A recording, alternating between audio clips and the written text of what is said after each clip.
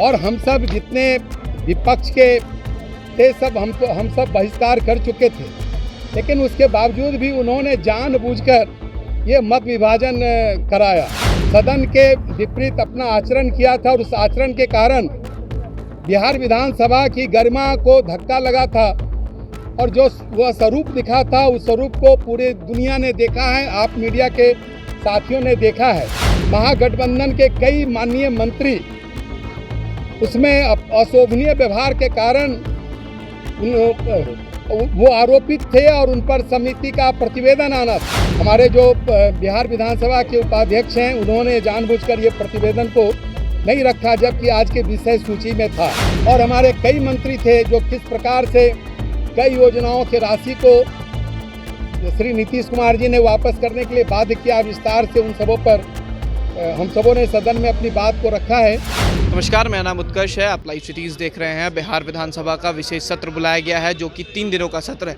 बताते चले कि इस सत्र में सत्ता पक्ष को बहुमत साबित करना था और उन्होंने साबित भी कर दिया। हालांकि विपक्ष ने बाइकआउट कर दिया, जिसके बाद यूँ कह सकते हैं कि बीजेपी के विधायक दल के नेता जो हैं और कार्यकारी नेता प्रतिपक्ष यानी कि तारकिशोर प्रसाद ने साफ कर दिया बाहर आकर कि जिस तरीके से बहुमत साबित किया गया ये गलत है और बहुमत साबित करने के बाद विधायकों की गिनती भी करवाई गई है जो जानबूझकर अध्यक्ष के द्वारा कराया गया है, कार्यकारी अध्यक्ष के द्वारा कराया गया है, वो गलत है। इतना ही नहीं, उन्होंने कई चीज़ों की निंदा भी की है। साफ तौर पर अपने बयान में उन्होंने कह दिया है कि जिस तरीके से नितिन नवीन जो पूर्व पथ निर्माण मंत्री हैं उनको लेकर भी जो टिप्पणी हुई है वो भी गलत है। केंद्र सरकार ने बिहार में कई सड़क परियोजनाएं लाई हैं जिसको उन्होंने पूरा भी किया है। क्या कुछ कह रहे हैं पूर्व मुख्यमंत्री तारकिशोर प्रसाद, पहले आप सुने।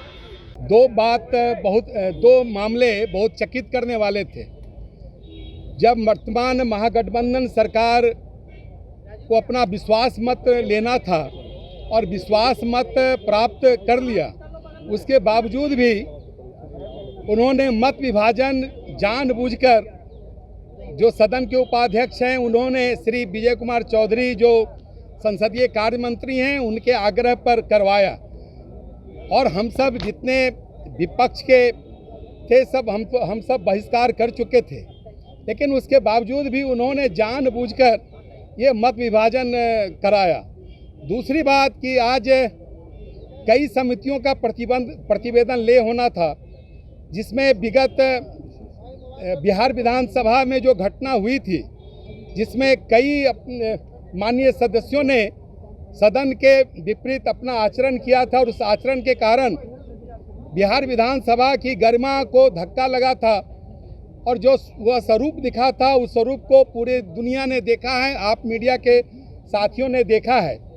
उस प्रतिवेदन को जानबूझकर आज ले नहीं किया गया क्योंकि उसमें महागठबंधन के कई माननीय मंत्री उसमें अशोभनीय व्यवहार के कारण वो आरोपित थे और उन पर समिति का प्रतिवेदन आना था। दूसरा, एक विशेष समिति भी गठन किया गया था सदन की ओर से, MKCPL, और उसका भी एक प्रतिवेदन जो श्रम विभाग से जुड़ा हुआ विषय था, उसमें श्री अरुण कुमार सिन्हा जी उस विशेष समिति के अध्यक्ष के रूप में थे। उस प्रतिवेदन को भी जानबूझकर आज सदन के पटल पर नहीं रखा गया जो घोटाला से संबंधित था। यह जानबूझकर हमारे जो बिहार विधानसभा के उपाध्यक्ष हैं उन्होंने जानबूझकर ये प्रतिवेदन को नहीं रखा, जबकि आज के विषय सूची में था। तो सरकार की नीति और नीयत स्पष्ट है, वो जानबूझकर इस तरह के समिति के प्रतिवेदन को नहीं रखने का काम किया है। और आज सदन में विश्वास मत के दौरान हम सबों ने सारे विषय को रखा। उन्होंने केंद्र के बारे में भी कई बातें कही, लेकिन विस्तार से हमारे जो पूर्व के पथ निर्माण मंत्री और हमारे कई मंत्री थे जो किस प्रकार से कई योजनाओं की राशि को श्री नीतीश कुमार जी ने वापस करने के लिए बाध्य किया। विस्तार से उन सबों पर हम सबों ने सदन में अपनी बात को रखा है। तो अपने बयान में सुना कि किस तरीके से तारकिशोर प्रसाद ने उन तमाम मुद्दों को उजागर किया है जो कि अब वो प्रतिपक्ष यानी कि विपक्ष में आने के बाद उन्होंने सामने रखा है। और उसके बाद उन्होंने यह भी कहा है कि जो स्थितियां बिहार में बन रही हैं आने वाले समय में देखा जाएगा कि किस तरीके से सरकार चलती है। फिलहाल खबर में सिर्फ इतना ही। आप हमारे साथ बने रहें और हमारे चैनल को सब्सक्राइब नहीं किया है तो जल्द से जल्द सब्सक्राइब कर ले। धन्यवाद।